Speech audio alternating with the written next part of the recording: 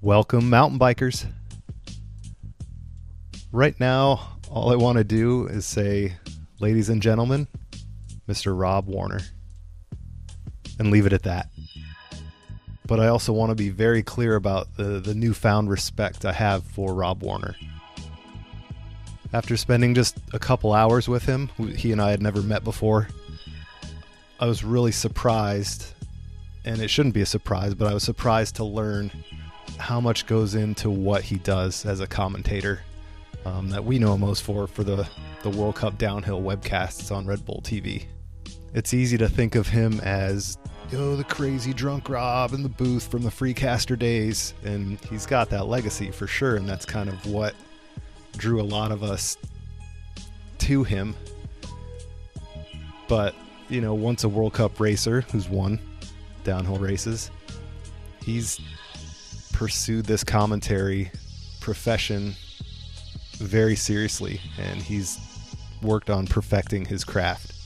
He's also a diehard storyteller who digs into the lives of riders and researches their stories and tells them and portrays them well.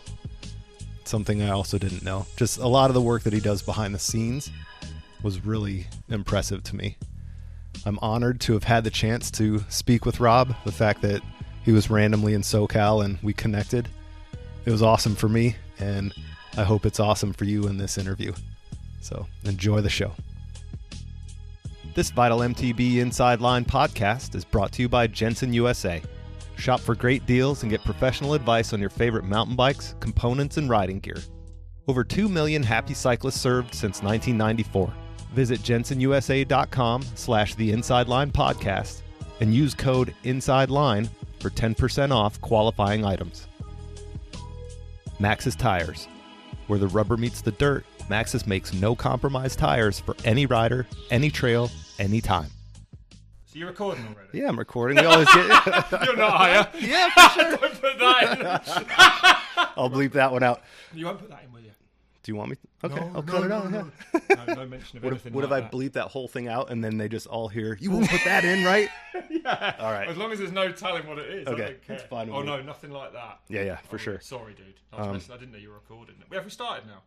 Yeah, we're on. I'm gonna do an official introduction, but Okay. I like to get a little kind of candid banter as we go. I gotta see kind of how loud you're gonna be. So, tell me your worst travel story from last year. From last year? Yeah. I can tell you a good one from this year. Okay. From South Africa. Okay. Rick, my colleague, and I hope he's listening, Rick McLaughlin, got that drunk that we had to carry him out of a pub, snoring, and then the next day I had the pleasure of dragging his ass all around South Africa, having to drive to the airport with him, stopping every 4 minutes for him to puke. That was the worst travel story this year, but it was great fun for me. I really enjoyed it. Yeah, it was really hot. Someone else's suffering makes you happy? Yeah, it was awesome. All right. I had a better day than him. Good. Okay, we'll do this. Here we go. It might not be quite as pro as what you do on your job, but we're going to knock this shit out. I ain't that pro. I've got proer. Yeah? Yeah. All right. True, yeah. All right, welcome Vital MTBers, and thanks for tuning in to the Inside Line podcast. I'm Sean Spomer, and all I can say is, look at the mother time. I can't believe it. I'm sitting here with Rob Warner.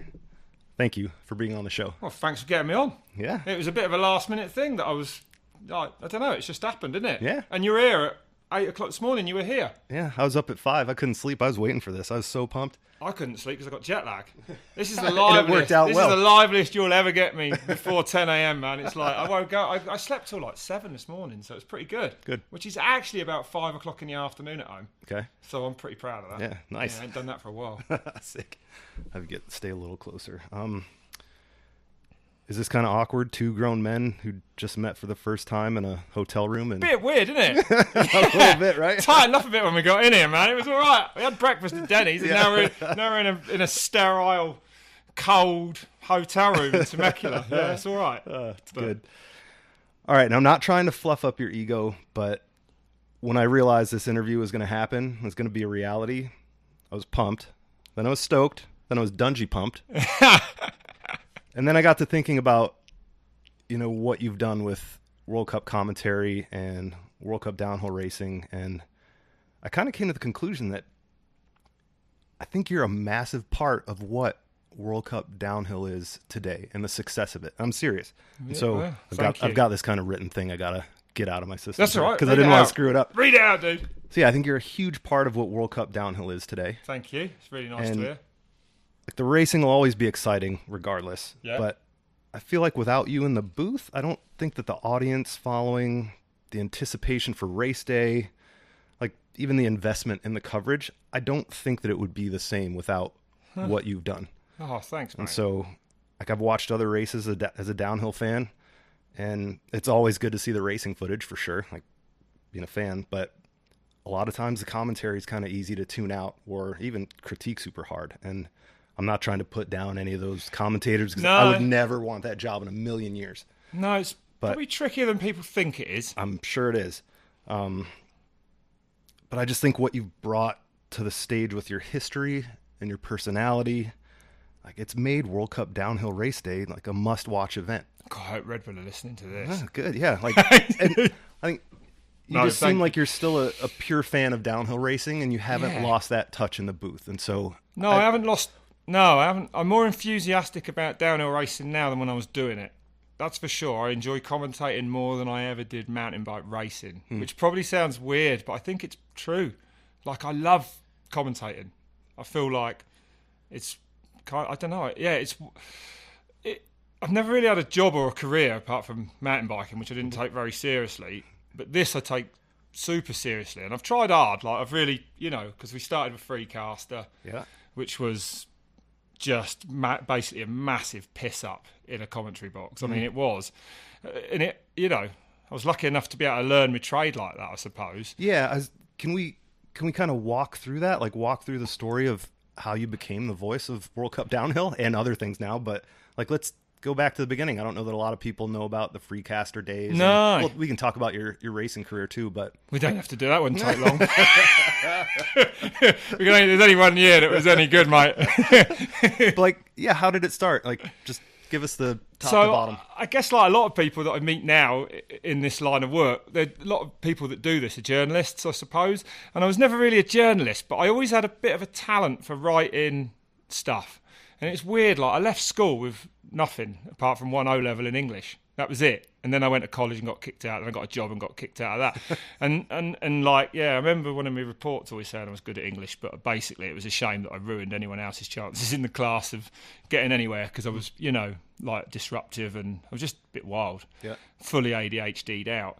So yeah, then I started writing a bit for MBUK. Really, I did a column for them, and then I started writing a few articles, and then they sent me to Brazil. What year is this?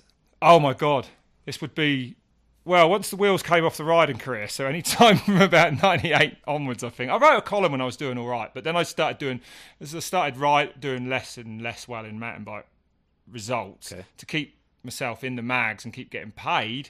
I made sure I did articles, and I wrote those articles as well. I created articles all the time, and I used to go and do them. And then I got sent to Brazil to cover a Red Bull gold mine race. Do you remember they raced down a gold mine there? Yep. Rennie was there and that. Oh, my God, there's a story there. But anyway, and I did that as an MBUK kind of journo to cover it. Okay. And then they got interviewed because they were making a show for Channel 4. And then the producer said, Rob's really good on camera.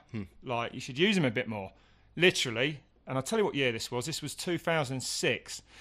I got a phone call saying, do you want to do X Fighters from Red Bull? They emailed me. Would you do X Fighters? Present it with James Cracknell, which is a freestyle motocross competition. Oh, mate, it was like Brazil, like Rio and all these mad destinations around the world.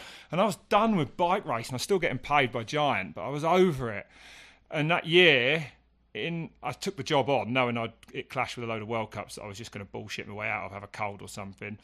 And then in Vigo, at the first one, I was ill. I had a cough, a tickly cough, and I was coughing all the bloody time. And I remember buying some cough medicine, and I fucking drunk a bottle of cough medicine, right? And that night I was so out of it. I sat and talked to these goldfish in a fish tank, these fish in a fish tank. And it went on, and then the next day was qualifying, and we'd been drinking, and I was sick at the start and didn't qualify. And it was the first time I'd never qualified for a World Cup when it hadn't really been when it had been my fault. There's plenty of mechanicals and that.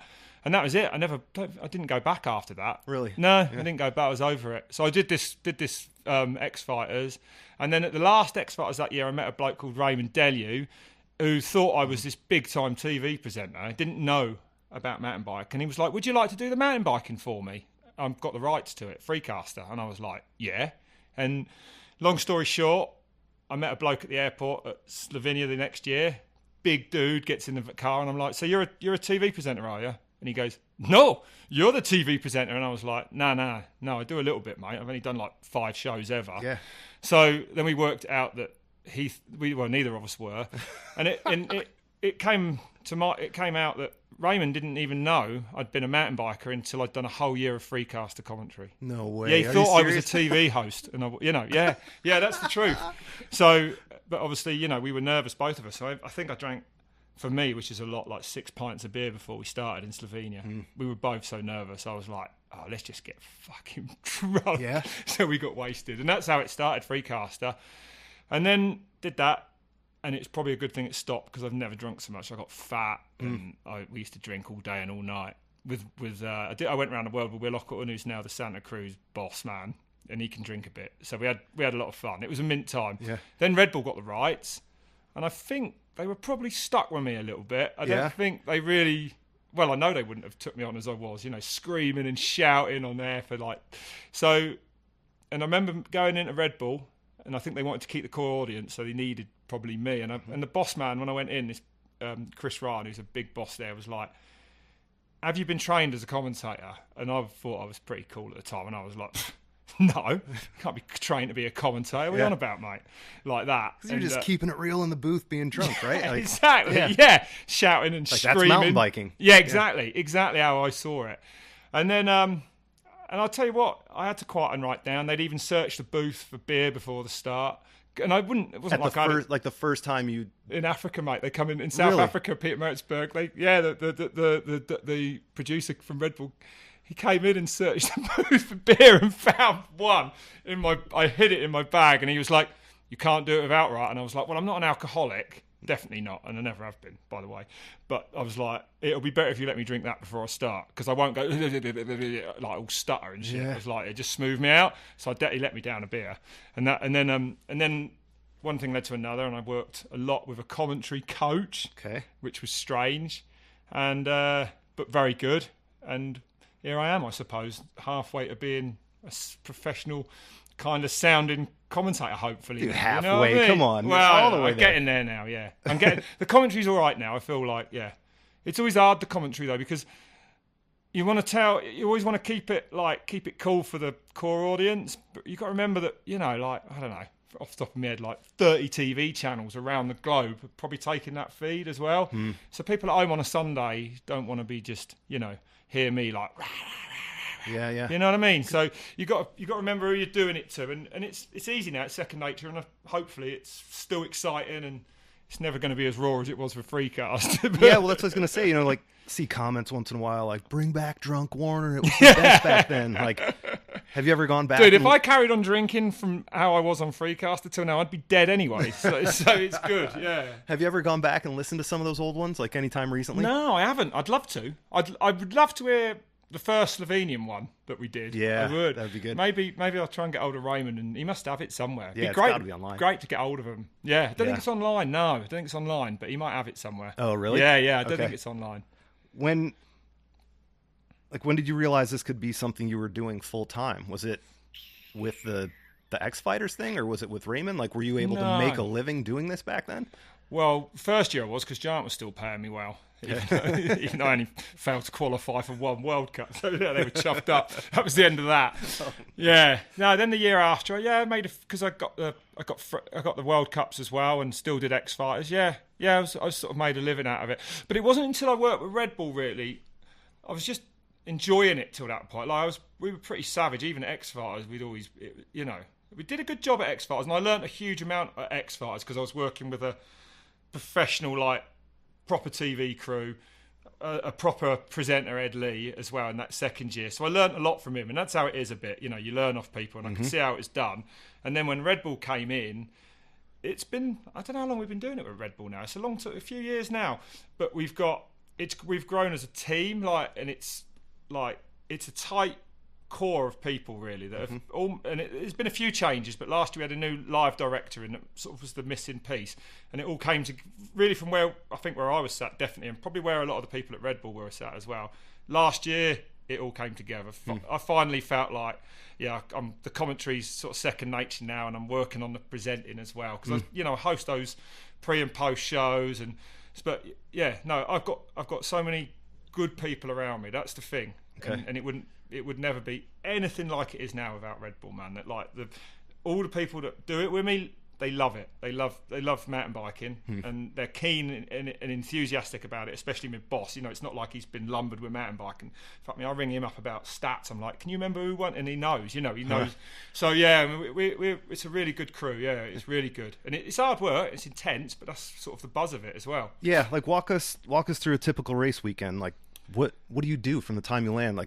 On our little, when we were at breakfast and you told me what you did, I was pretty blown away by the depth of what you do. It's quite a lot goes on. I mean, to be honest, if it's what we call a single, it's easy. So if it's a downhill or a cross country, it's pretty easy. Okay. I get in on Thursday, and it's and then I've only got a men and a women's cross country or a men and a women's downhill to deal with.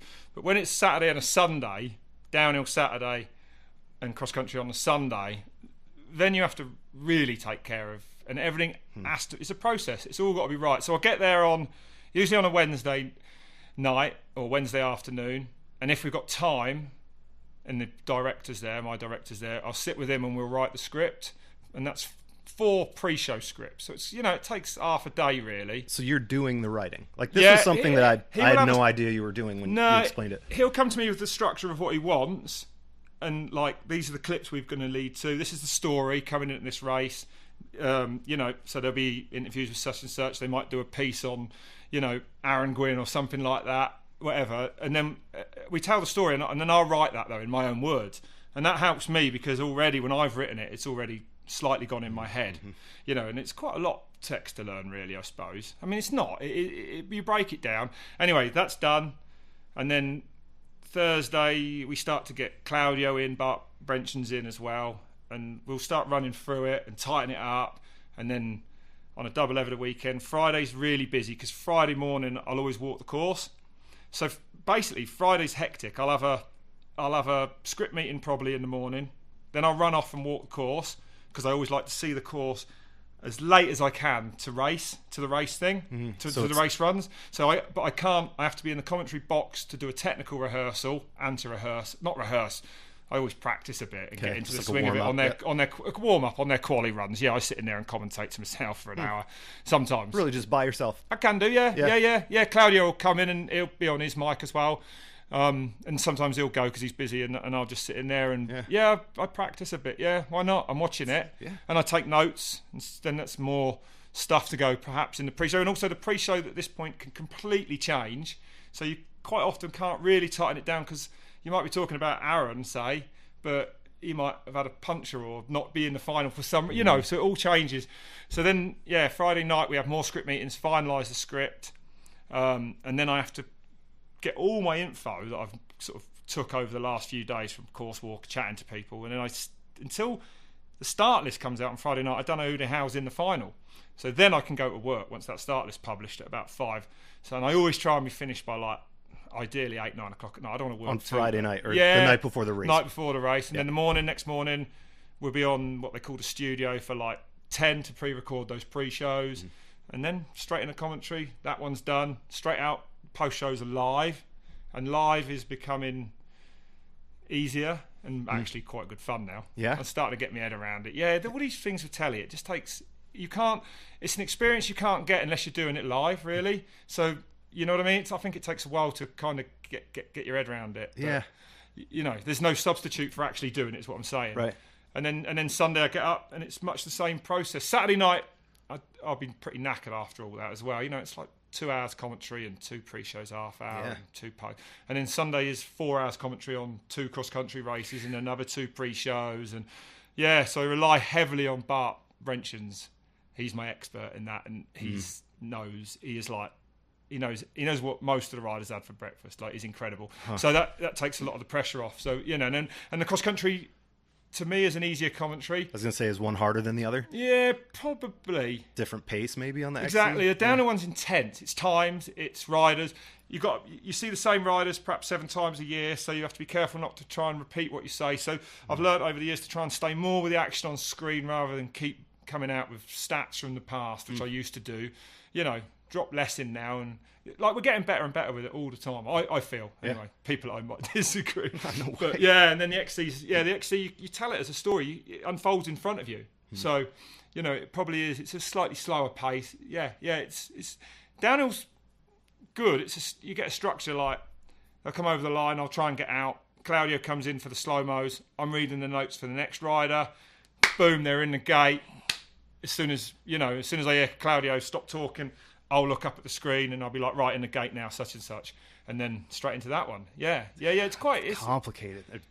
Well, then you got people in your ears. It seems so natural when you guys are on there. Like, it seems really well run, and it's impressive to see how much complication there is. It's like anything though. You make a cock up and you feel your heart rate go to like 180. You know what I mean? Yeah. And then it'll take 10 minutes to kind of really get back in the groove. Yeah. Yeah. Quite often I'll sit in there and I'll be like, right, focus, for God's sake, focus, concentrate now.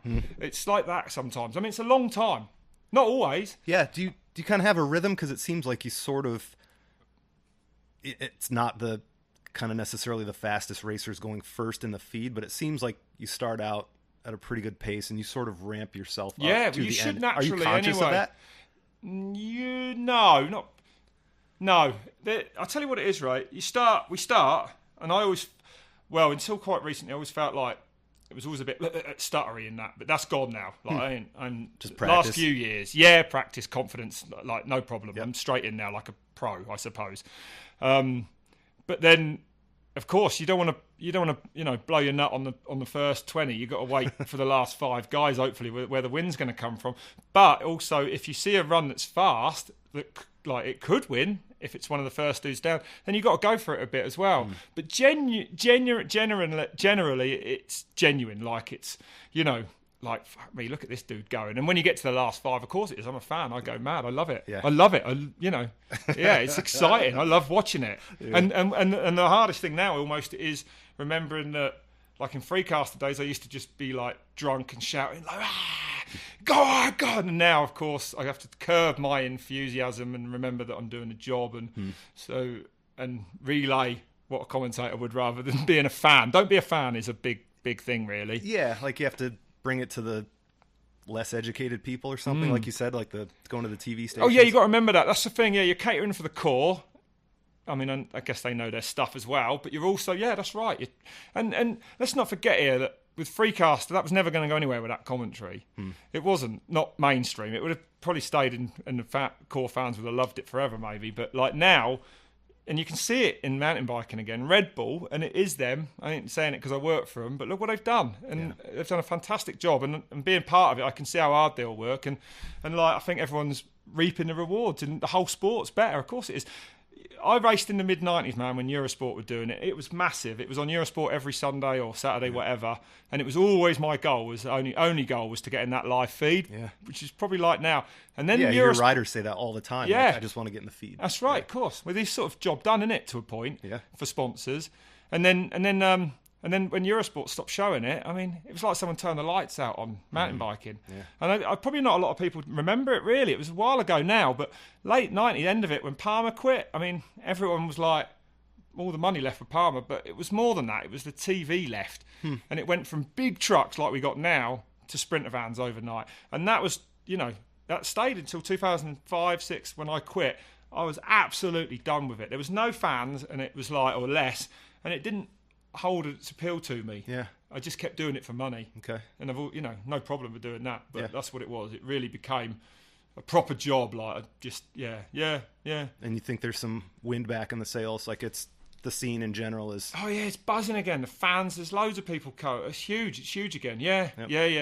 And to be honest, like, with it being covered as it is, I can't think of many things that lend themselves better to watching on telly than downhill mountain biking, really, because it builds and builds, and very often, or hopefully, the last dude down is going to be the dude that wins or pushes for the win. You know, and it builds nicely to that pinnacle. Yeah, it's probably a dream really to commentate on in that respect. Yeah, cool. Yeah. Let's talk about co-hosts for a little bit. Like Claudio's a staple now, but he wasn't always. Like, kind of, who's been in the booth with you? I know Nigel has. Pagey was with me for a long time, wasn't he? Yeah, we did a lot together. Stick hopped in there for one or two, didn't he? Stick had a go, mate. Yeah, upset everyone in the whole world of mountain biking. He did Schladming with me one year. Okay. He did Schladming with me, yeah, he did, and he was good, yeah. And then Pagey, yeah, he did a lot. We did the Worlds with Danny Hart. I mean, that run blew up massive. So is the dynamic with the co-host, is that something hard to figure out? Because I kind of you'd be lucky to be thrown in a commentary booth with someone for the first time and nail it.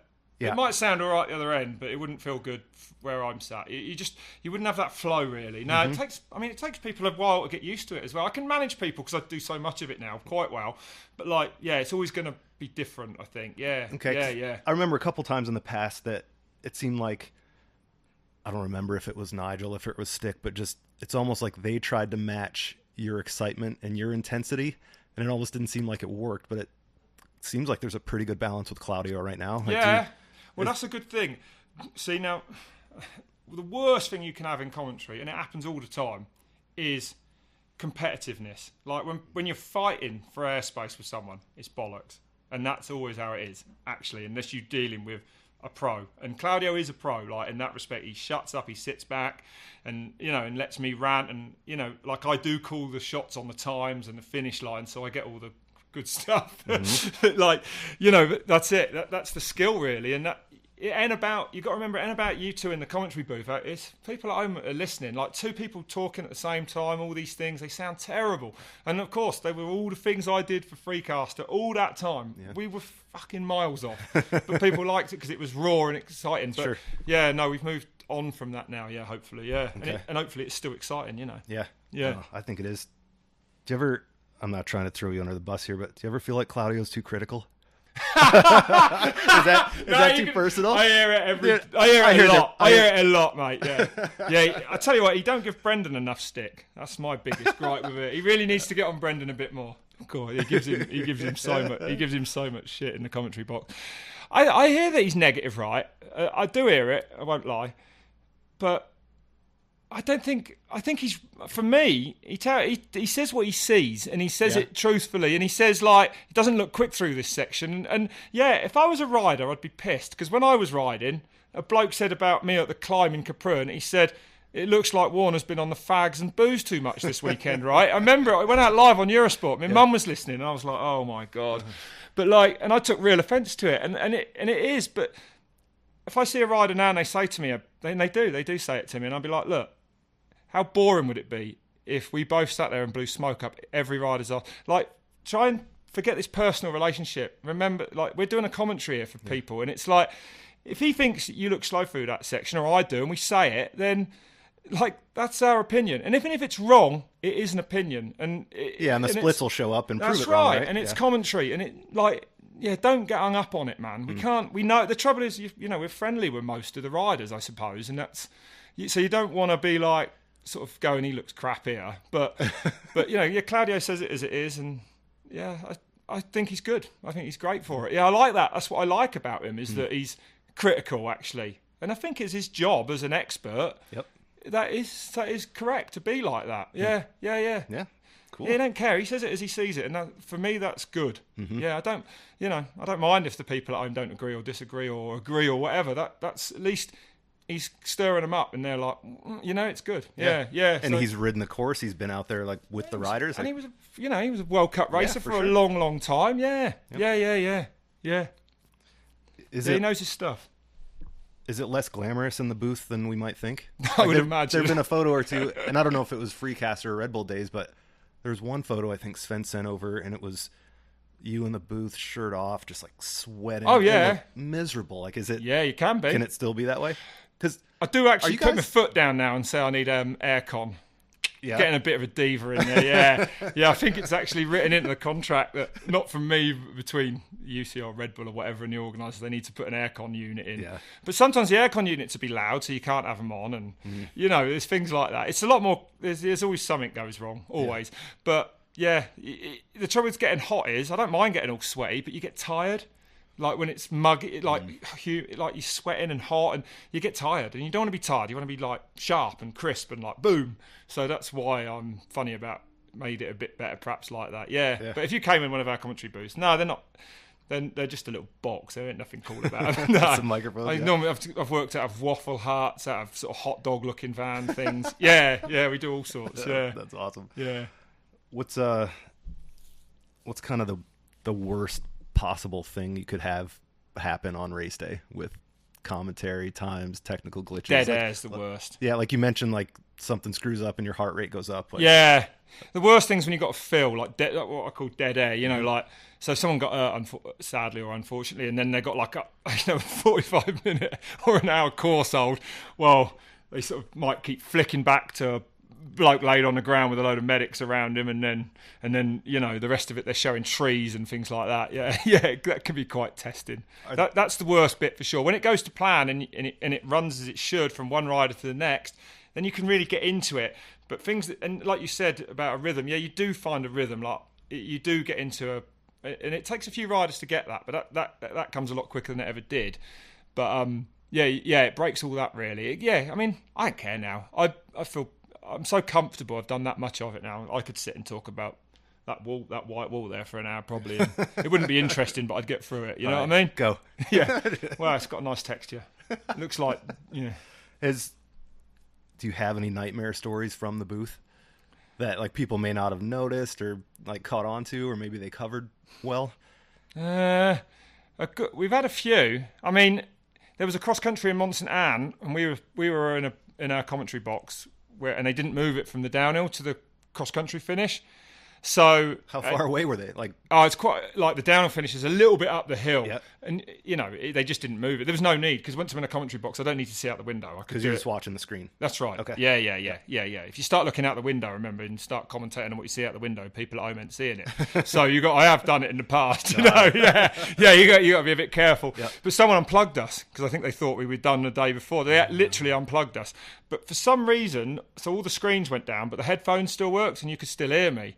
So I was like on the button. And the truck could hear me. I was on the button. I was like, "We got no picture." And they were like, "What?" And I was like, "The picture's just completely gone. We got nothing." Does the button cut you off from the live feed yes, so you can that's talk right. to the? Yeah, control? I use it a lot. Okay. I talk to the truck all the way through. Yep, all the way. Yeah, I know. Go after this story. Go into some of how that works with.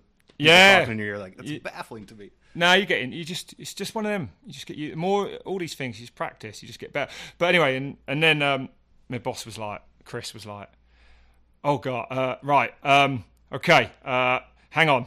And then, like 5 seconds passed, and he was like, "Shouter overtakes on the left." And then I was like, in my ear, and then I was like, "Well, Shouter making a move there on the left," without being able to see anything. And so then he was, because they had pictures in the truck, so he was relaying and sort of telling me what was going on. Then he'd be like, "Well, he's put about 3 bike lengths into Kalhavi here," and I'd be like, "So Kalhavi dropping back now?" Yeah.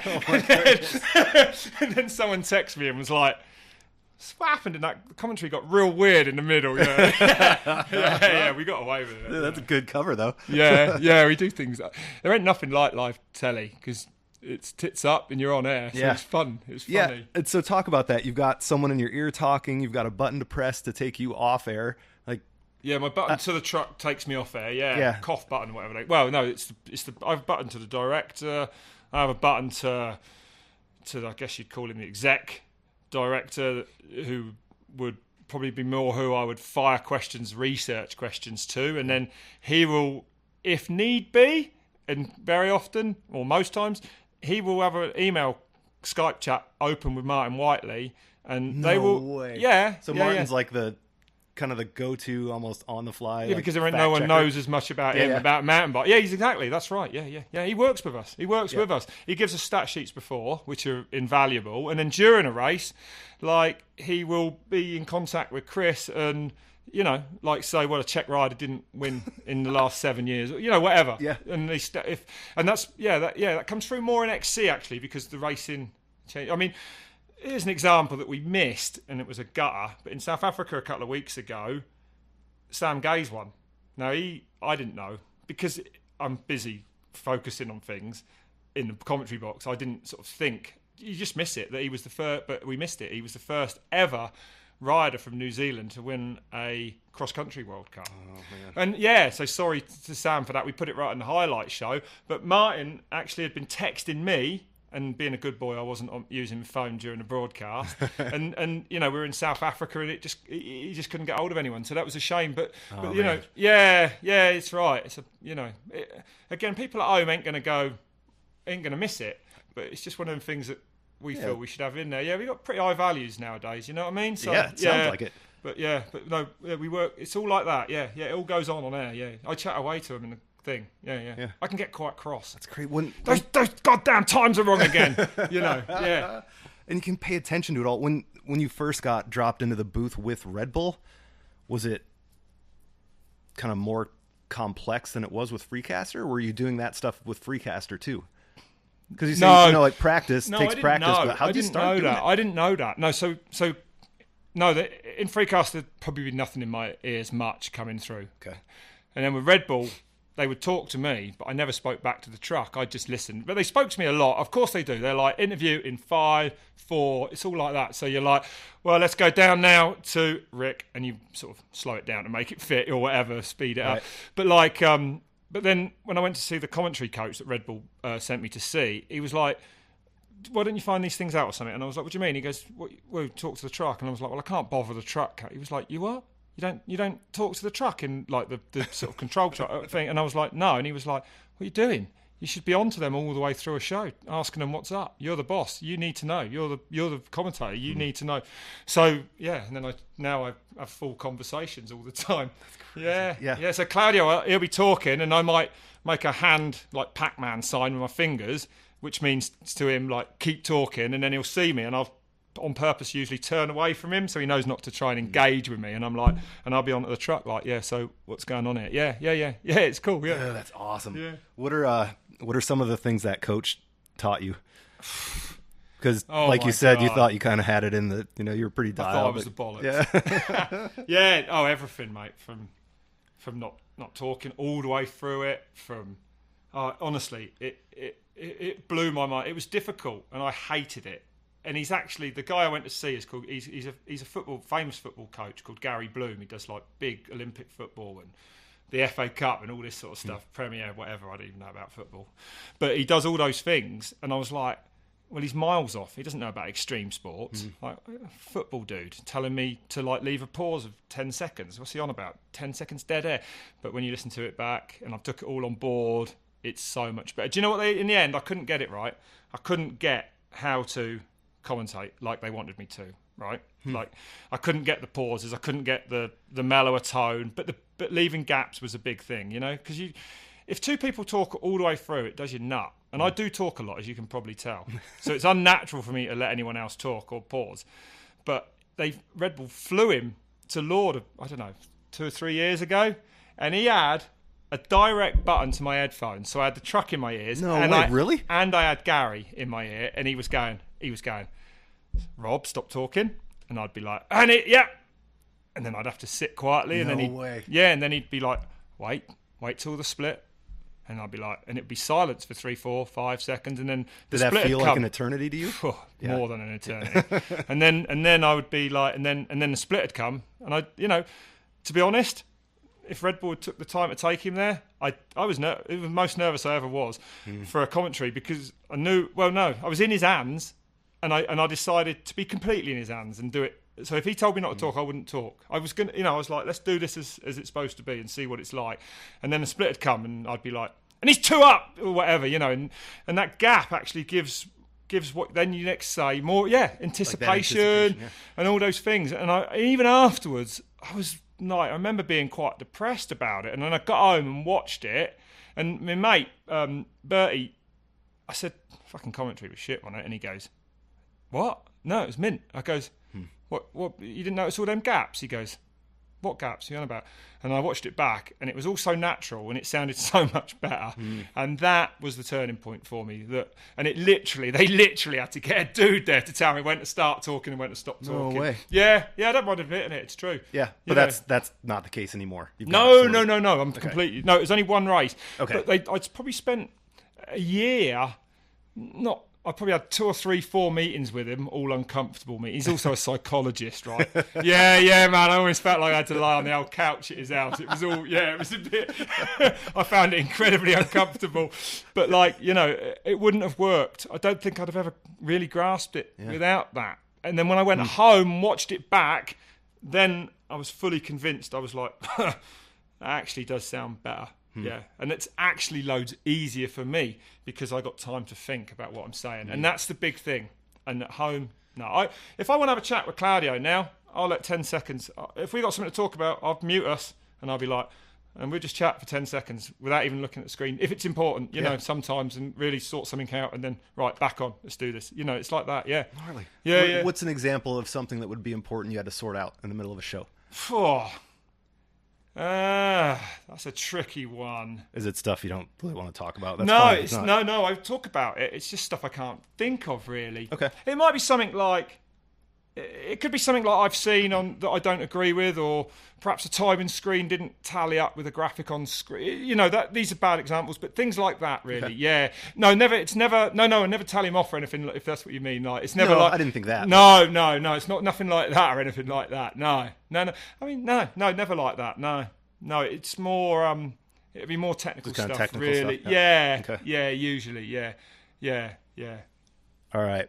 But I'm not making a secret. I just literally can't think of any examples. Yeah. Okay. Yeah. So, how do you research and come up with your one-liners?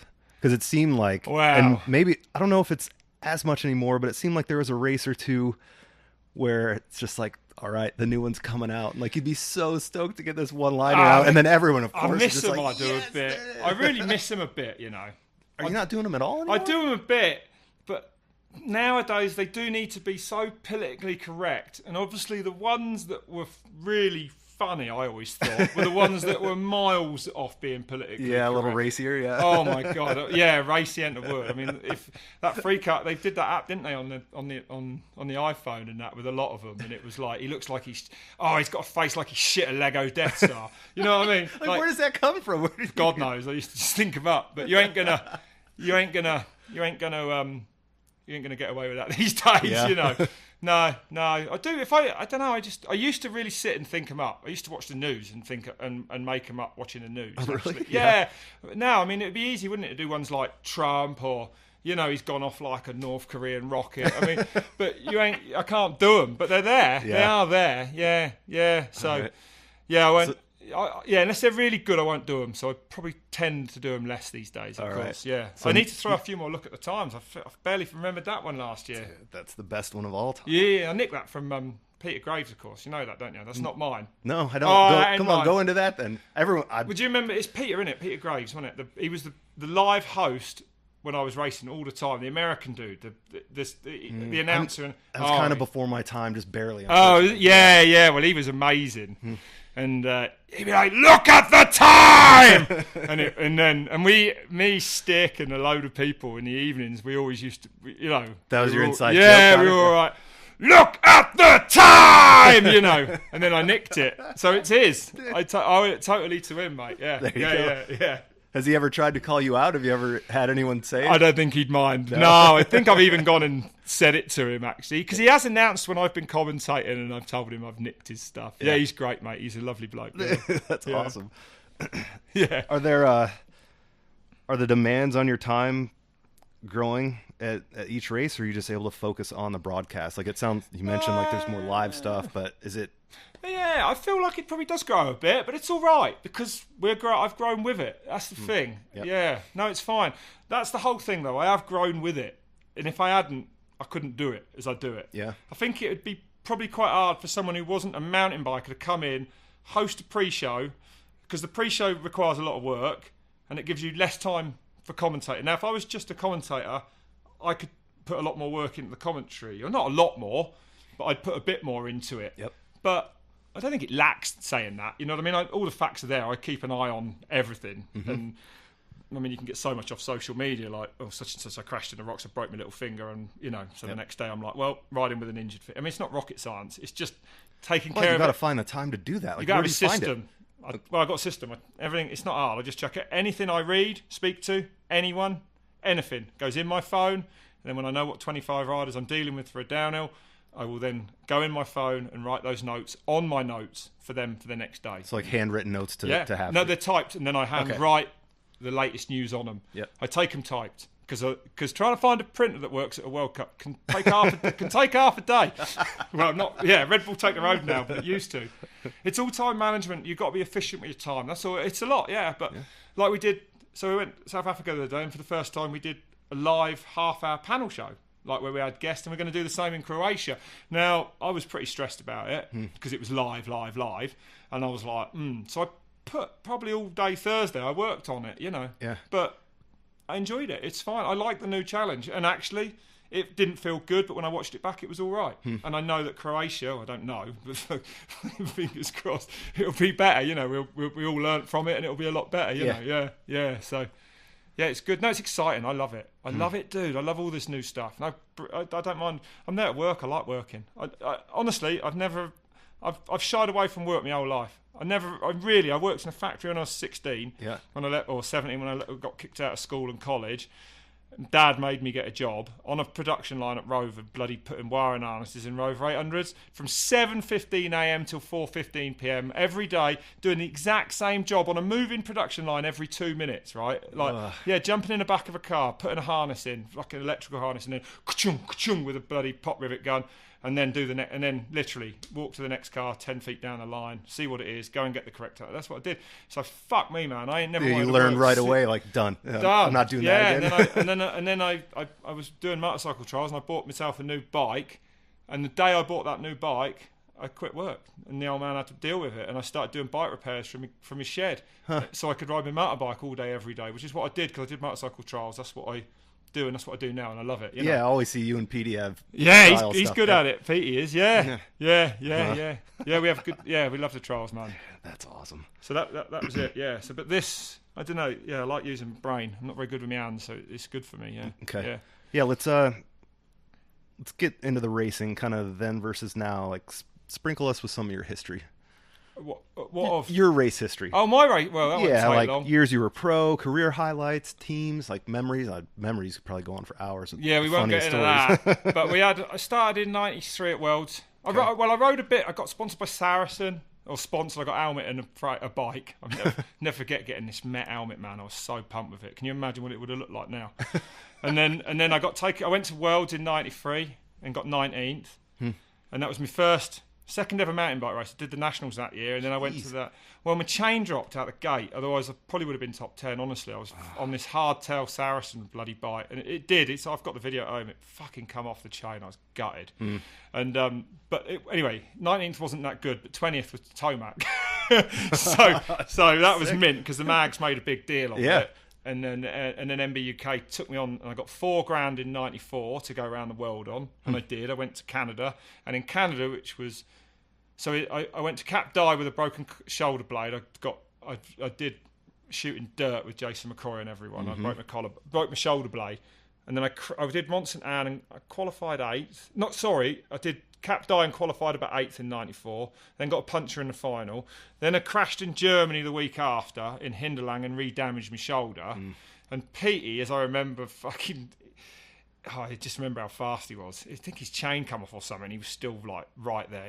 Petey right then had this phenomenal speed. And I remember thinking at the time, because I used to beat him a bit back then, and I was thinking, oh man, as soon as he sorts out how to get to the bottom of the hill, he's going to be unstoppable. And he was. And then '94 I did that, and then I came back from Mont St Anne. I got 3rd, which was my second World Cup. So that was pretty good. Yeah, I mean, it was different back then, but no, it was still pros. Beneke won it, and what have you. And Gachet was there, I think. And then I got '95. I rode for the Saracen Cause team, so I was on MB UK GT then, and then that was sick, dude. At the Meta BF Worlds, I had I've confused myself. But anyway. Then '95, I rode for Saracen, we didn't get paid because it was dodgy Donald in charge of everything. And then, that was a bad year. I had panic attacks and all sorts. Really? Yeah, I had to get the doctor out, mate, in the middle of the... Because of finances? Yeah, because we were so stressed out. Like, fucking Petey'd finish a run or I'd finish a run. They'd take the brakes off the bikes and switch them to another one. And I must say, this has got nothing whatsoever to do with the Saracen brand these days. This is a completely... Absolutely, they just bought the name Madison and used it, so it's no bearing on them. It was 20 odd years ago, but so that put a bad taste in our mouths, and we were out of control, mate. We were out of control that year, and then I rode for Saracen Giant in '96, and that was where I stayed until 2006. So 10 years. Yeah, cool. Yeah. All right, the story of you and Petey rolling the rental car, crossing the borders, all that stuff that was, You mean the Marilyn story? Yeah, like. How many stories are like that you guys have? Loads. Hundreds. Are you really? See, we thought we were... Because Palm come along, didn't he? Mm-hmm. And it was like a whole new chapter of partying, another level. So that we got into it, yeah. It was like, I embraced it with both hands because I wasn't that bothered about the racing half the time. So, it was great. We had a great time, mate. Yeah, going around in that bloody big chrome bus of his was probably some of the best times I've ever had in life. So, I had a good time. I was going to say, is there a period... like in your racing career that you kind of just your default memory goes to? Well, if you're talking about success, I was 96 and 97 were the only 2 years I was really good, really. Yeah, but like for good times, like the ones you look back on most all of fondly. It, really. Yeah. The whole time I was with Palmer. The whole time he was racing and we were hanging out, that was the best time. Yeah, because it was me, him, Petey, Randy Lawrence, Voorhees. I mean, fuck me, And then I was teammates with Miles Rockwell. And I had the best time. Sean McCarroll as well. I mean, we had a wire. He raced in Crankworks at the weekend. Yeah, he was like in the top 20 or so. He must be like 40 odd. But we had a good time. Yeah, they were the best times, and we had a right laugh, mate. And poor old Giant. The team manager was Johan Lammerts, and he'd come straight from the Tour de France. He was a Tour de France rider. He won a stage, and he was Greg LeMond's domestique. No way. And then he had to deal with me. And like these downhillers, mate. Can you imagine him dealing with me and Miles? Oh, my God. He had no idea what I'd hit him. He had no idea how to control us or anything, yeah. Would he just kind of leave you alone? Like what? Yeah. No, not really. No, me and Miles got fired, didn't we, by Giant. They made a big thing of it and all. We were lucky to really have a career after that. But what was it? How did that sit with you? What, getting fired? Yeah, just that whole... Well, I tell you what happened. They brought a film crew out to do a video with us, a techniques video, and I wouldn't do it because I wasn't getting paid extra for it. I was always a bit like that with money. Probably still am.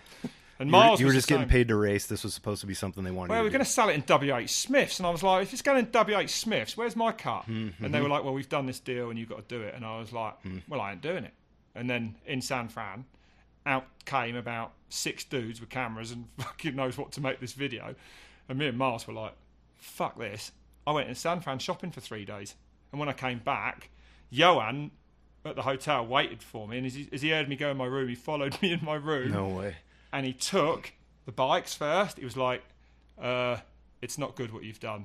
And, you don't ride for Giant anymore. And I was like, what? And he goes, yep, I'm going to take all your equipment.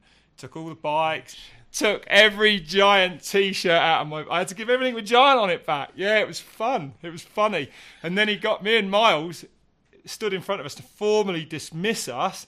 And Miles, I remember, laughed and went, you're going to look pretty fucking stupid without your best 2 riders or something. And I nearly started crying because I was like, what have I done? I've just lost a load of money. Yeah. And I nearly started bawling. Yeah. No way. There was a few occasions like that. And Jürgen Beneke, who, I don't think he'd mind me saying it was so long ago, but he fucking twisted a bollock, right? And he had to have surgery to fix it. And he came out for the photos on this team launch video shoot thing. And he wasn't supposed to ride. And because me and Miles had cleared off, like his balls had swollen up to about 8 times their normal size. And he, like, obviously he couldn't risked happening. Anyway, he did this video for him because he felt so bad they'd come out and they want anyone around. And No the way, whole because you guys ditched it, he had to cover for you. And the whole techniques video is him riding bow-legged, man. Honestly, man. yeah, because of his bald beard so swollen. Oh my god, there's a bit where he comes downhill and goes over a log. It's like fucking John Wayne on a push bike. Like he's on a horse, mate. Poor sod. Yeah. Oh my goodness. Yeah, I got fired a few times, really. Yeah, we had a few. But I used to get flown to Holland all the time. They'd fly me in, meet me at the airport, bollock me, and I'd get on a flight and go back. No way. Yeah. It's really funny. But it obviously hasn't hurt what you're doing. I mean, do you ever look back and regret that stuff? No. No? Do it all again. No, not at all. No, that was it. I made, it didn't sit well with me that I had to go mountain bike race. I resented it towards the end. I didn't like it. It was a lot of pressure, and I just didn't deal with the pressure very well, really. No, I didn't. But I had my days, and when I was on, and I could be as good as anyone really at that point. But it just didn't happen very often. I ain't got the head for it, and that was that really. But yeah. That's crazy. Yeah, I came from motorbikes, and I'm a bit weird. I always loved motorbikes, and the fact that I wasn't riding motorbikes, but I was making all this money mountain biking and spending it all on a failed motocross career that broke about every bone in my body. But that's all I wanted to do, really. And I see it now. There's a lot of riders the same of it. Yeah, it's still that way for sure. Yeah, of course it is. Yeah. How you doing? Good? Down to keep going? Keep going, dude. I'm okay, enjoying good. myself. Just making sure you don't need a break or anything. No. There's more. How do you feel World Cup today compares to what you were doing back then? It's definitely a lot faster. I'd say the biggest thing, right? And it's hard, isn't it? You think like was it easier back then or was it harder? And of course, I'd say it was a lot harder back in the 90s. Because of the bikes? No, I meant to do well. No, yeah, exactly. I don't know. I don't think it was. No, I'm joking. But dude, there were some deep fields back then. There was. I wouldn't know how to compare it really. I mean, it was because the bikes were shit in the mid 90s, but it was still a massively professional. Maybe even more like the money that riders earned then was.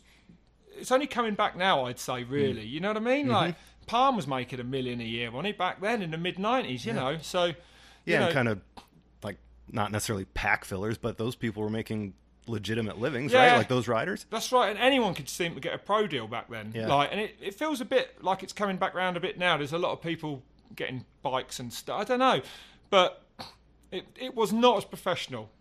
That's for sure. Like in the respect of training, like I don't think you're going to be anywhere near the top 10 these days unless you're really fit. Fuck me, man. I never used to. Oh, I did a bit, but not a lot. You know what I mean? I used to get drunk the night before and still get a top 10. Yeah. So. Yeah, that's kind of where I want to go. Kind of like I've just labeled it like the natural talent versus the jocks. Like you got Palmer, Rennie, Rat, whoever. Like kind of the people that seem like they could do that. Just ride their bike because they're good at it. Yeah. And do well. Do you think that's possible anymore? Like, was Rat the last guy? I was going to say to you, exactly Phil Atwill kind of bridging the gap there? Yeah, that's right. Not with the success of Rat, though, yet. Right. But, yeah, I always felt like Rat was almost the last... Like, for me, he was the last one. Like, he used to... I mean, when he did good that year, I think he was in shape. I know that was one year he really trained, but a little bit, he didn't probably... I feel like Rat, like a lot of them, there are a lot of them out there that enjoy riding downhill and enjoy riding their bikes, but to be successful at downhill, to spend 3 hours a day in the gym or whatever they do, doesn't sit well with them, and that's their failing. So you sort of get the feeling that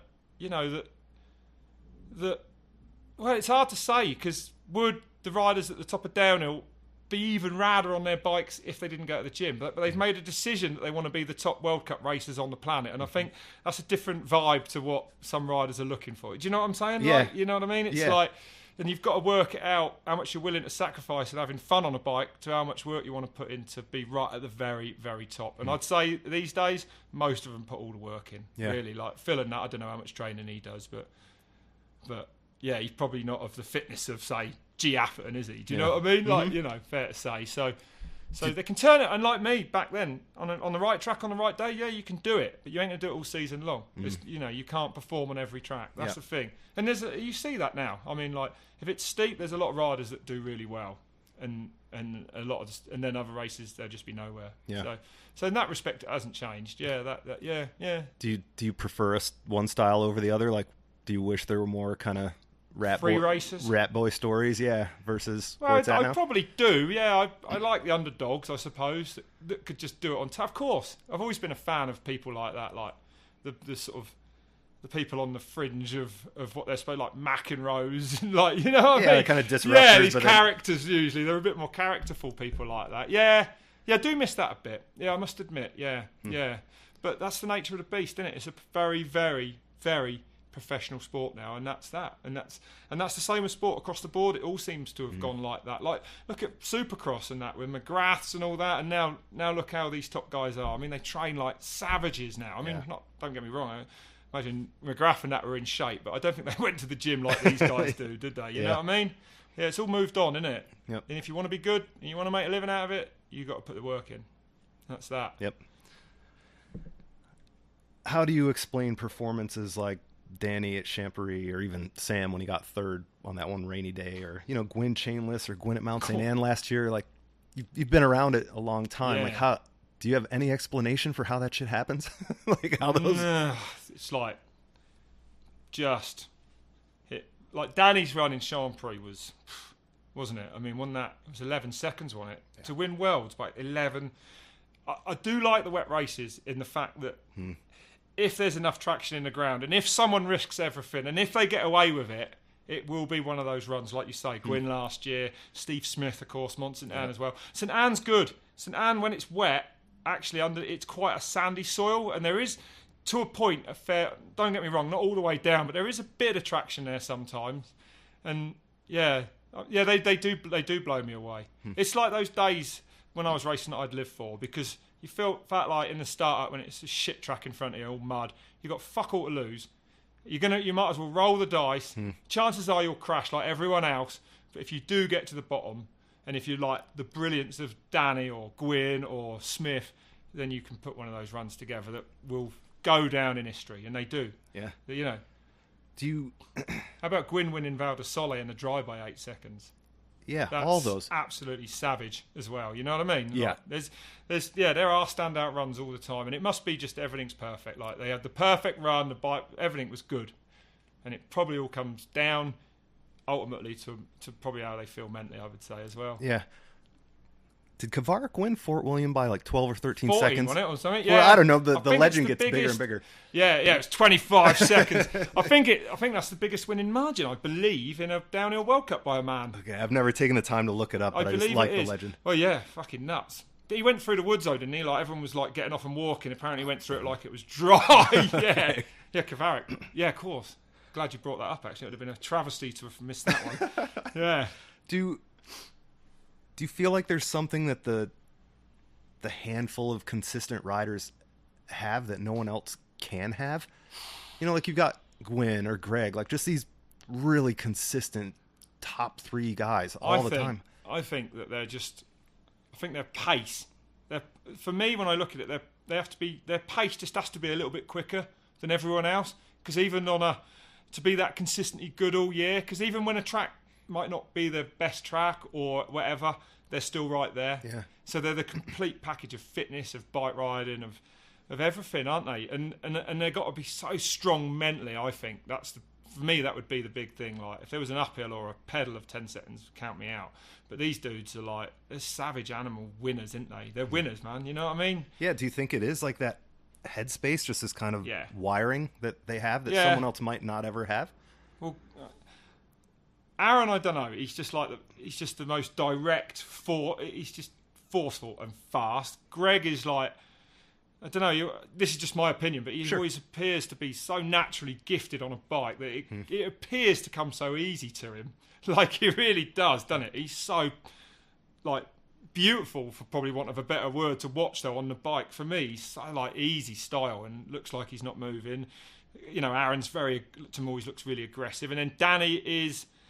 He's just, when he's on, he's almost untouchable, isn't he? He's just incredible. Yeah. Like he seems to be willing to maybe take more risk, and when it happens, it really happens. Yeah, they're all exciting. That's what's so exciting about downhill. There's 7 races a year, and really, you don't know who's going to win them. Like we've got a good idea, but like. It all comes down to that one run, and that's why I love it. Yeah. That's why it's so sick. All that pressure, man, and and somehow they deliver those. Absolutely, the best run of the weekend is quite often that finals run, or always is. You know, amazing. Yeah. Do you wish there were more races? As fans, we all do. But I'd like a few more. Yeah. I mean, I don't think I'd want it to be like MotoGP where there's 20. I think each World Cup is an occasion, and you do look at them and think, right, it's a World Cup. I ain't going to miss that this weekend. That's how I am with it a bit. But I think if we had 10. 8, 10, it would be nicer. Pretty cool. Yeah, and why we don't, I don't know. It's nothing to do with me. Yep. But yeah, I think everyone would like a couple more rounds, probably. Okay. Who are riders that you want to watch regardless of how they're going to perform out there? Ooh. Like when you're at a race, just like I want to make sure I see X. There's a few in there really. Danny would always be one. Yeah. Gwyn, of course. I mean, they're the fast ones, though. You mean from further back in the pack that I'd like to watch? Anyone. I always like watching Brooke. He's always full on. You're always going to get something. I mean, I like the riders that are exciting. Yeah, and that sits well with commentary, of course. Yeah, for sure. You know. Do you think it's one of those stories of they look fast, they look ragged, but the clock shows that they're a little back there? That's right. Those are always heartbreaking because I want the rowdy guys to be going the fastest. That's right, and it don't always work out nowadays, does it? Yeah. No, it never did back in the day, though, really, either, actually. Same thing. Well, we used to have 2 runs. Was it at World Cups? We definitely had 2 at Euros, and I remember... Best of 2? Not yeah, combined? Yeah, we used to have best of 2. Okay. Whether it was at World Cup. Definitely at Euro Champ. I remember at MetaBA anyway, at Euro Champs there, I went mental. Like, I literally went mental. I was like, first run, I got another one, I'm going to go mental here. And I nailed it, and I risked everything and went and rode like a fucking... No, hang on, other way round, excuse me. First run, I did a good, solid, fast run. Like, clean, but didn't take any risks. Second run, I remember I took my brain out. I was like, you've got a good one in the bag, you're in the top 10 or whatever, fucking just go skits. Yeah. And, you know, I was all revved up, like barking in the start-up. And I was about 5 seconds slower, and it felt mint. So that was it. I knew then from that point on it didn't work. Yeah, shame, innit? It's a shame. Yeah. You got to be exact. Every once in a while it pays off, though, right? Yeah, once in a while, that's right. And them runs are the ones, aren't they? Yeah. Do you ever have to hold your tongue as a fan for someone, or do you feel like you can be... Like that editorial doesn't really matter too much. No, I would say I do really. Do yeah, of course, yeah. Well, not so much a fan of someone, just a fan of someone going fast. So I have to remember to not be a fan and not just start screaming and oh my god, okay, you know, you got to. People are at home are listening, so you got to remember to be structured and keep it. Yeah. But we do get loose towards the end if it's something wild. I mean, and also, you know, like. Red Bull have no problem when we go in berserk. Yeah. You know, if it's a run that deserves it, go for it. The trouble with Freecaster is I'd go berserk for 2 hours. So yeah, you know, but we've left all that a long time behind us. Yeah. Yep. All right, we're gonna get into kind of the structure of the 2018 season and how the racing works out. God. What do you think about the top 60 and the protected rider changes this year? Like, you getting your head around it? Yeah. Just out of let's be honest, just before we went on there, I was frantically phoning around trying to find out. It was pretty awesome. I was pretty close though. Yeah. Like I had it roughly. I wanted to get it right for the commentary though. For this though, but so Whiteley came through. Do you want me to try and explain the top 60 thing against 80? I don't mind that. It ain't going to make no difference to me. I only talk about the top 25. So, okay. You know, that probably disappoint riders that go and don't qualify now, of course, but the sport's got to progress all the time, and everyone's trying to make it better. Remember that, like no one's trying to make it shitter. So these things have to happen. And I do like the new protected rider rules because of what happened in Lord last year. You know what I mean? With the rain coming down and things like that. So now it's going to be a bit fairer. And yeah, can you tell that I'm like starting to blag for time here, looking for computers? Are you going to ask me exactly how to explain it now? No, but you can. What? The sentence Martin sent was the best one. He did. Yeah, thanks. Thank you, Martin, for saving my life here. I've got this big email in front of me, and I did know it roughly, but basically now you're still going to have 20 protected riders in the final, but 10 of them are going to be the highest, the top 10 from the current World Cup standings, as well as the top 10 from last year's World Cup standings in that overall at the last round. They're protected as well. So they make up your 20 protected riders now. Now, the start order is quite complicated. And then you've got your qualifiers in there as well. But what it means is you'll have a more consistent top 20 that you will see most weeks, I guess, or a lot of the weeks now. And don't think that can be a bad thing. We'll see. I mean, we'll see as the season unfolds. If you start getting a random dude like who's qualified and wins the race, then that might be a bit tricky. But you're never going to please everyone with these rule changes.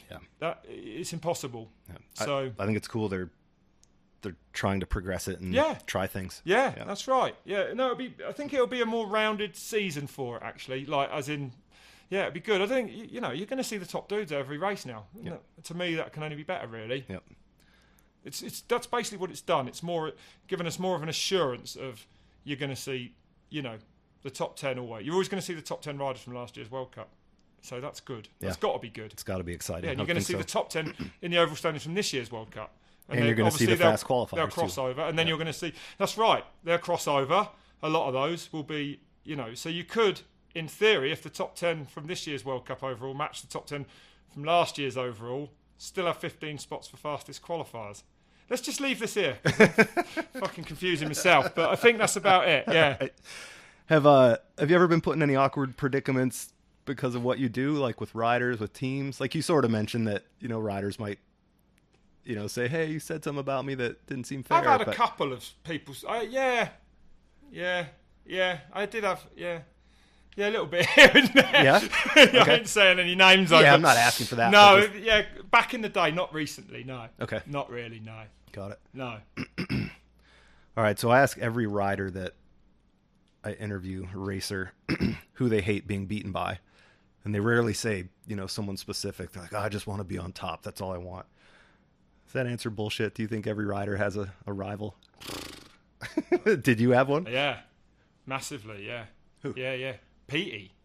But go back a while here. Remember, by the time that 97 came around, 98 came around, he was long gone. But up until that point, I could, I had little ding-dong. Mix up with him, yeah. Oh, yeah, and he probably knows. But, we're both British, and it was all about being the best British rider. And, of course, when Jace was alive as well, it was like that with him. Yeah. And it will be the same now. You want to be the first on your team. You want to be the first of your country, really. Definitely. Yeah. Definitely. Yeah. I used to, if I read a magazine and it was something I didn't like, it wouldn't take a lot to make my blood boil. I'd cut that out and take it to the race, and then I'd read it before the start.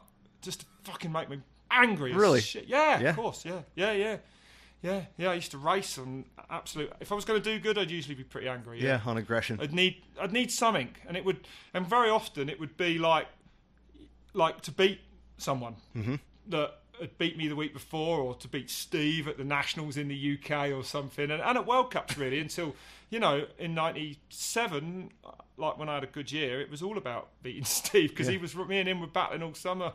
To be we were on the podiums at every World Cup almost, and it was it's a bit weird, isn't it, really? Because they're one of your best mates as well, but sometimes you've got to fucking hate them to beat them. Yeah, I think that's how it is. That's how it was. Yeah, that's how it was. Yeah. Don't get me wrong now.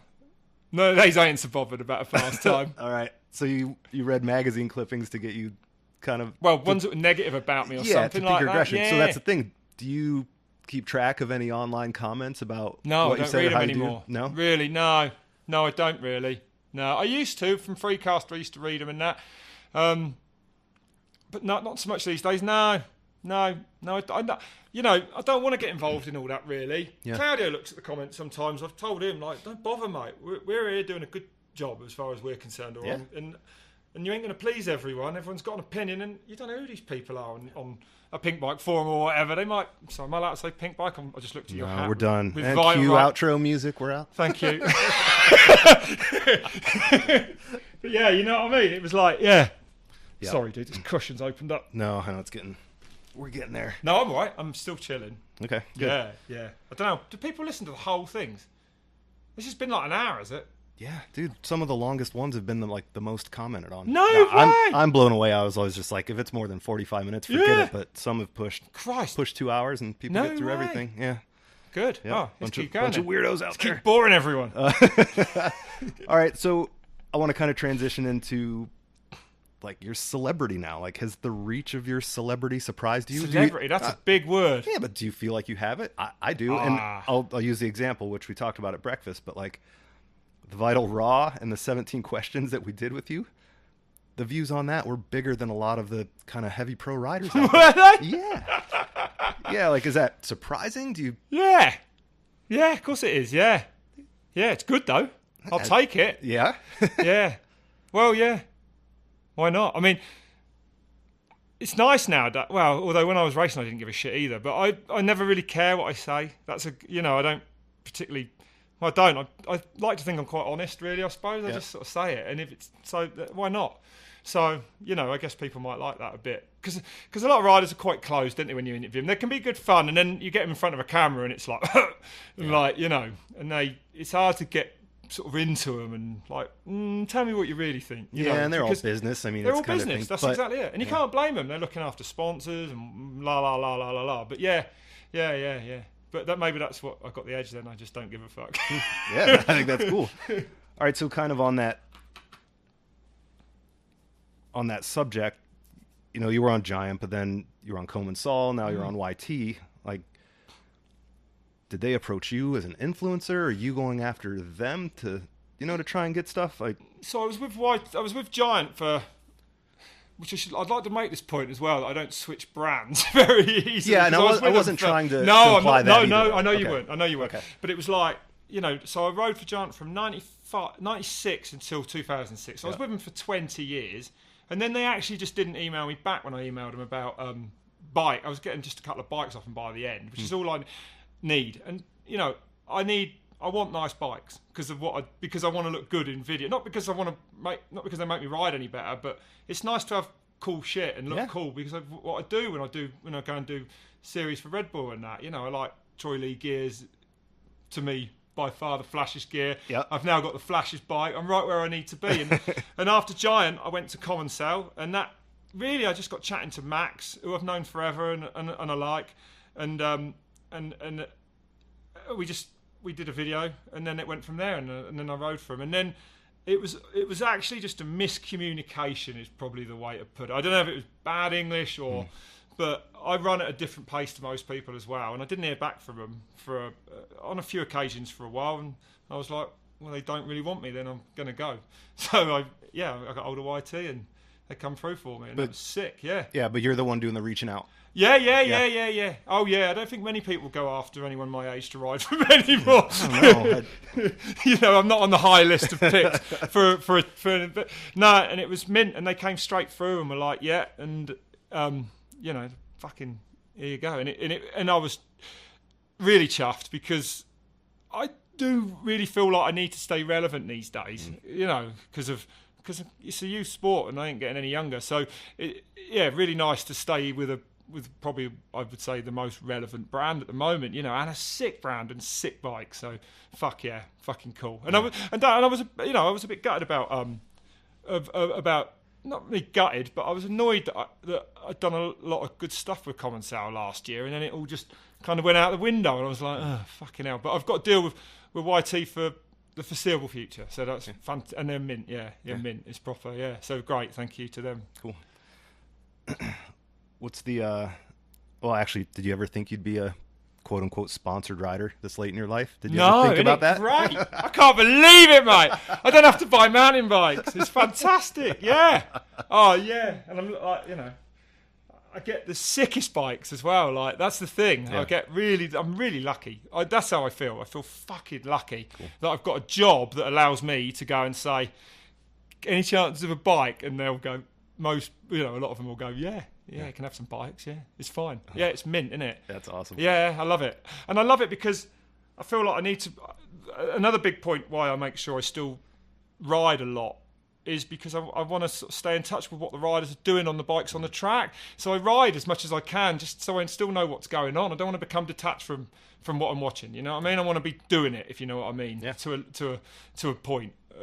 So that's another thing why I make sure I stay with bikes and keep going, and I enjoy mountain biking still. Well, more now. Fuck me, you take me to Bike Park Wells, put me down a blue run, I'm as happy as a pig in shit. I am. Yeah, awesome. I don't want any bumps. I don't want anything gnarly. I just want to cruise about and have a good day out, and that's what I do with my mates. And it's so mountain biking's come back round for me like that because I got sick of it when I was racing. Fuck, I hated it. Yeah, I hated everything about it really at some points. Damn, that's pretty cool. When did you and Petey and Claudio do the like POV? Was that at Lenzerheide? No, we did one in Val di Sole. Yeah. Oh my god. Would you ever do stuff like that again? Or Yeah. You just like, Yeah. Okay. Yeah. I wouldn't want to do a World Cup track with all the big gaps though.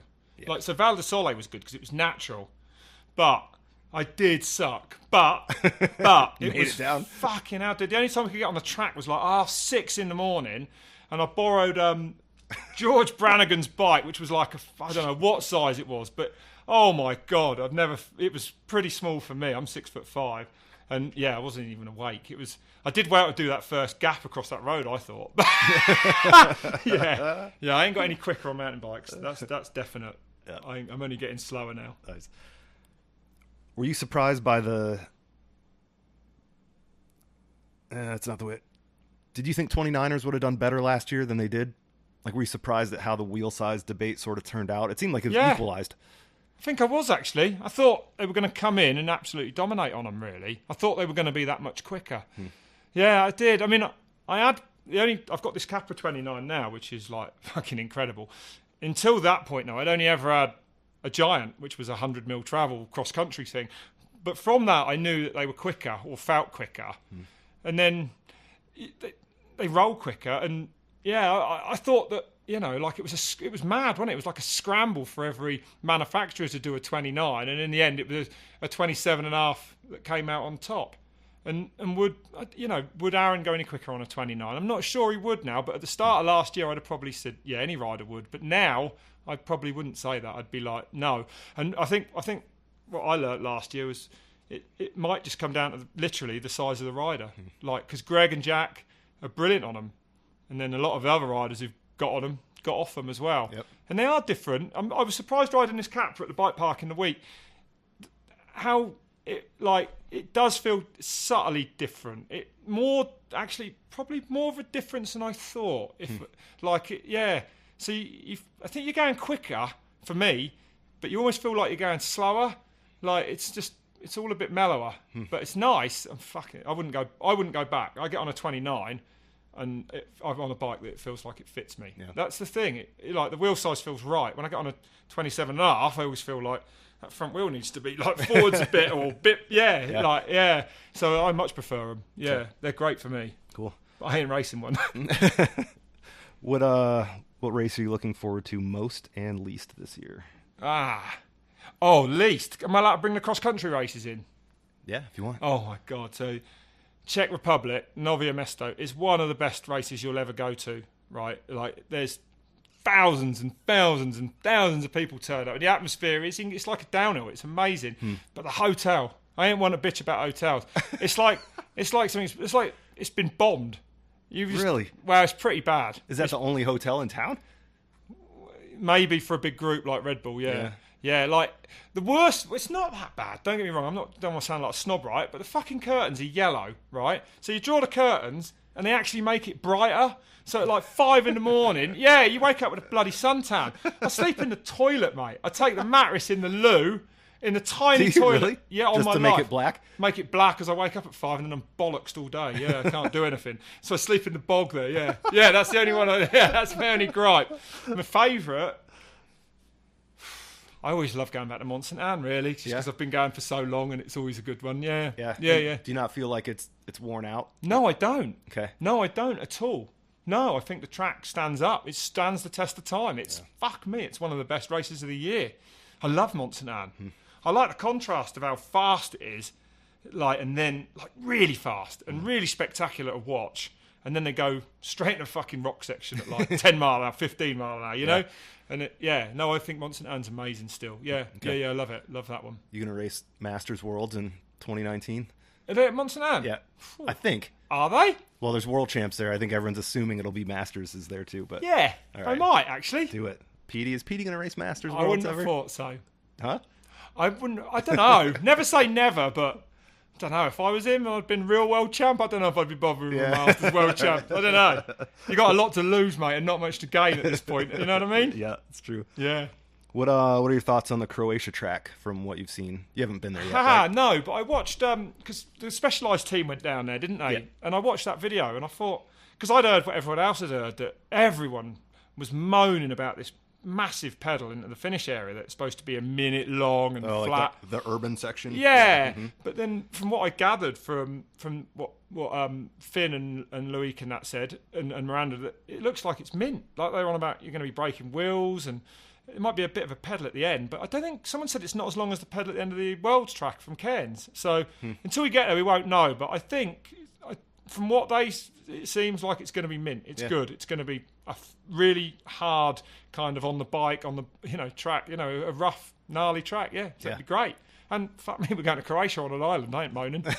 Yeah, the scenery looks good. Like it finishes right near the water, I think. Yeah, it ain't going to be terrible, is it? Yeah. No, I think it's let's have more races in Croatia on the beach.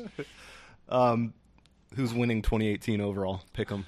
You got to say it. Gwyn. Okay, easy enough. Yeah, pretty easy. Did you know? You think he's got it again? Well, if you're going to look at it and mention someone, then it's got to be him because I'm going to see him to do. That's why I'm over in Cali to do this shoot with him. So I looked at all the stats from a different thing, and since he first won the World Cup in 2011, he's only lost it twice.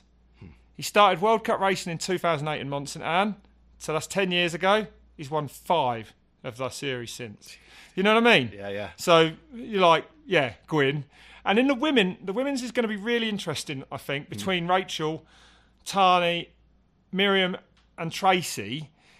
And if you put me on the spot, well, it's going to be interesting. The big story is Rachel going to be able to win again? Yeah. I mean, that's what we're all waiting to find out, because she was smashed up last year. She had a lot of surgery on her shoulders again, and she's had trouble with her shoulders. But I went and shot with her the other day, and she's up for it, and she was riding brilliantly. And let's not forget that before she got hurt, she was way better than anyone.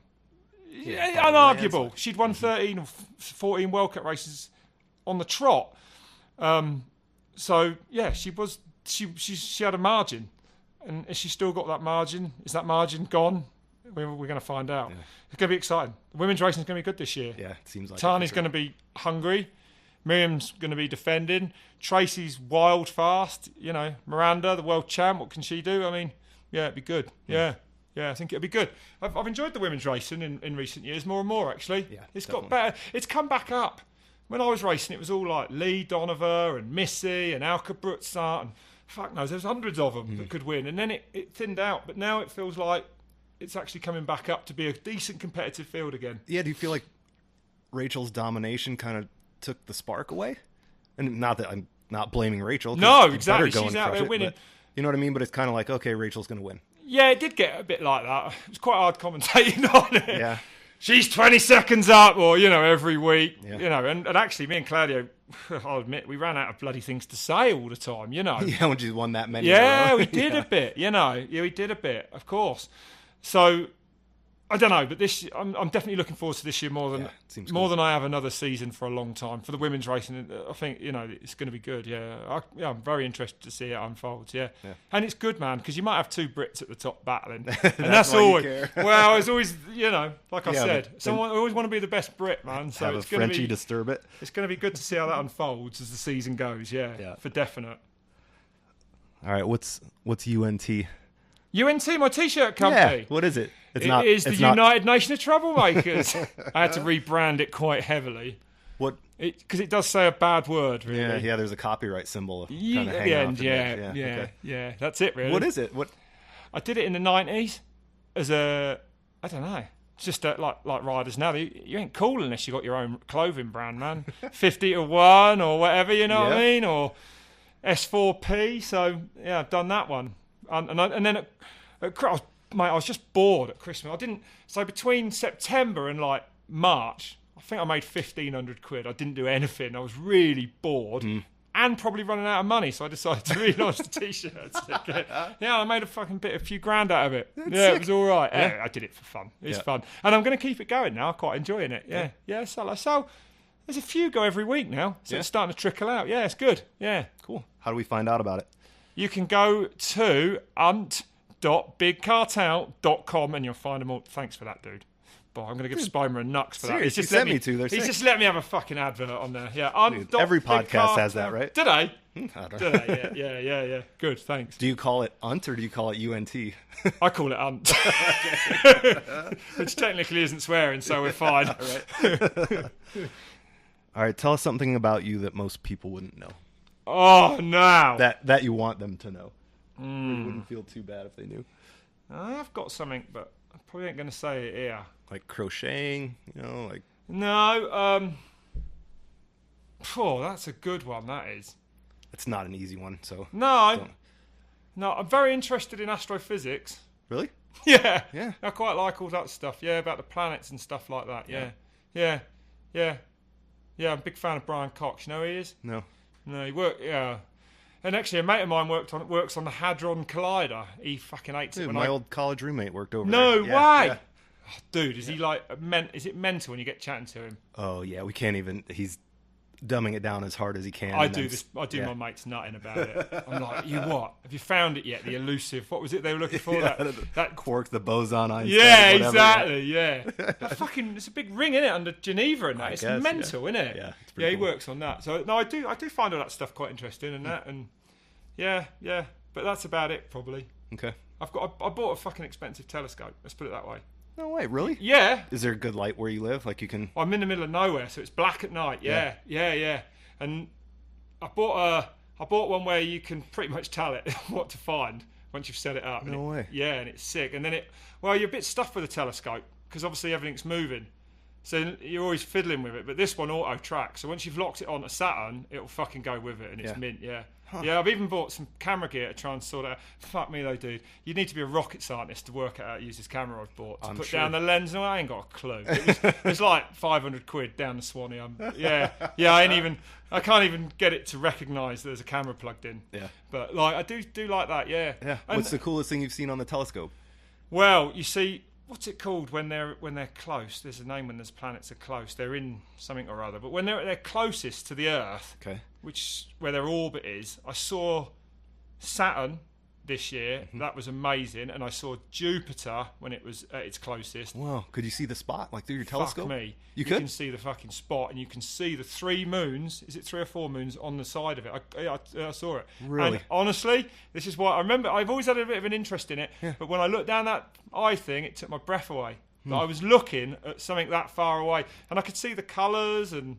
Oh yeah, it's pretty sick, mate. Yeah. Rad. Yeah, it is sick. Like when you say expensive telescope, you're talking downhill bike expensive? No, like 800 quid. Oh, okay. Yeah, it's still a lot of money for a telescope, but I thought, fuck it. Dude, you could see the spot in the moons of Jupiter? Yeah. That's pretty neat. Yeah, you can see that with a telescope easily, yeah. Can you see the Milky Way just at night at your house? Well, we're part of the Milky Way, aren't we? I guess, but like when you look up and there's like the big like line of stars up. Yeah, that's what I understand. I've not really found any of the smaller clusters of galaxies and all that, like either. Like when you're in Utah, like when you go out for Rampage and you go out at night and you can just see the... I'd imagine that's a bit better than Enley-on-Thames. Okay. But yeah, but right. No. I haven't seen it like you see it in photos, where it's like...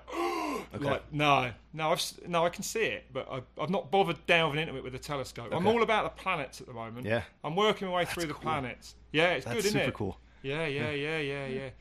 Have you heard of Betelgeuse? It's where they got the name Betelgeuse. Yeah. Yeah, that might explode soon.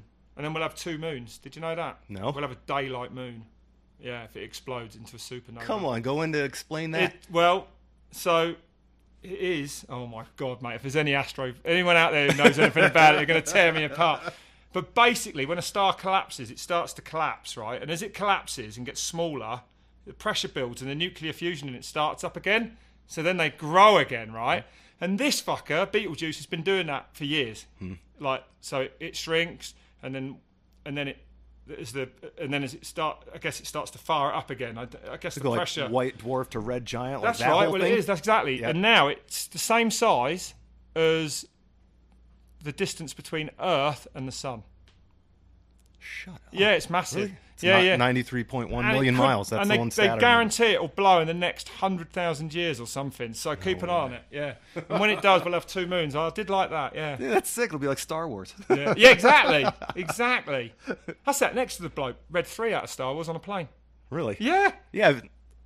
Have you met famous people in your travels? Like, who's one of the coolest people you've, or I don't know, most interesting people you've come across with what you do? My God. Well, I probably did his nut in for 12 hours on a flight to fucking. He was going to a sci-fi convention in Rio, believe it or not. Yeah. And I sat and chatted to him about Star Wars all the way. Yeah, it was amazing. Cool. Yeah, That's amazing. Cool. Yeah. You do a lot of non-mountain bike commentary, right? I mean, do you do a lot? Like, what's one of the cooler? I don't do a lot. No, I've done a few weird things. I did a ski event in Verbier. Yeah. Like this Verbier extreme festival thing, which I knew nothing about, but that was sick to see what them fucking lot do. They're mental. Yeah. Are you able to pull it off if you don't know about the sport that well? Like, is there enough riding? I would say I wouldn't pull it off as well as I do mountain biking, but yeah, you do your research. And what you need is a good geezer with you. Yeah. And if you've got a good geezer with you, then you're laughing because you can just ask them questions. Mm-hmm. But you do also need to have a general understanding and things like names and that. You know, obviously just pluck these names out, and that's the bit that probably I struggle with a bit more. But sure. Yeah, no, okay. I've done a few things. I did a lot of motorbike enduro, like the Super Enduro series one winter, and I love that. And I do trials. I do the motorcycle trials now, the Trial GP series. Oh, cool. And that now this is sorry everyone, but I met Thierry Michaud and had a coffee with him. I was going to say, are these like childhood heroes kind of thing? Oh my God, one of the greatest moments in my life. And me and Andre last night were talking about Bernie Schreiber. Anyone know who Bernie Schreiber is? 1979 Trials Motorcycle World Champion. The first ever American to win an FIM World Championship. Fucking ledge. There you go. There you go, everyone. You just lost everyone who was listening. That's all right. I think I have one more question left anyway. Tell us a safe secret about Petey that he wouldn't want us to know. Oh, my God. We'll wrap it up with that. Oh, my God. I don't know about that. I probably can say, I don't know if he's got a funny shaped head. Because when we all had haircuts on Palmer's bus, he was desperate to get involved, but he said he couldn't because he had a weird shaped head. And then someone took a clipper to the back of his head and like buzzed it up. Yeah. So he was fucked. And then he had to go for it a bit more, and fuck me. Even if I look at a photo of it now, I'll be on the floor crying. It's like the Darth pineapple. Vader when the helmet comes off Darth Vader. Yeah, it's like the pineapple man. Like, I don't know why. Yeah, you'd have to see it. It's funny. That's it. He won't speak to me again for a while again now. Yeah. All right. I ask this once in a while, and it usually bombs. But is there anything you want to talk about that hasn't been asked? No. Maybe next year. Astrophysics. Yeah. No, not really. No, I can't think of anything. No, I'm pretty good, really. Who's going to show up on a 29er that we don't know will? Give some predictions. Well, I don't know. I've heard a couple, but I heard. You could tell me. I'm most curious about whether Aaron's gonna be on one. Really, I don't think he will. Really, I don't know. I mean, I don't know. He didn't seem very bothered last year, and if you're winning like that, I don't know why. I suppose you try everything to be faster, right? But yeah, who do you know then? I'm wondering if Loic or the Specialized team's going to. I'm curious. If they are. So. Bruni hates the 29s. He hates them. Even though his Instagram handle is Loic Bruni 29. What's that about, Loic? Huh? Jesus Christ. He hates them, but I'll use it for my title. Yeah. It'd be good to watch this year. Yep. Yeah, I'm not. But do you know what? This time last year, the wheel size thing was everything, and now I think it's not nothing. But we're here to watch a mountain bike race. Who cares what size wheels they're on? Because we found out last year that it doesn't make. It's not the be all and end all. You can win on both, and it suits riders. Like I said, I think big riders, and that's that really. It might just come down to that, but yeah, we got another season of mountain bike racing coming up. We do. Yeah. And with that, wrap it up. Spider, thanks for having me on, mate. It's been a right laugh. Thank you. It's been awesome. It's as good in person as it is on the webcast. Thanks, dude. Nice one. Thanks for tuning in to Vital MTB's The Inside Line podcast. Episodes drop every other Wednesday. Thanks to Jensen USA and Maxxis Tires for the support. Follow us on Facebook, Instagram, and Twitter at Vital MTB.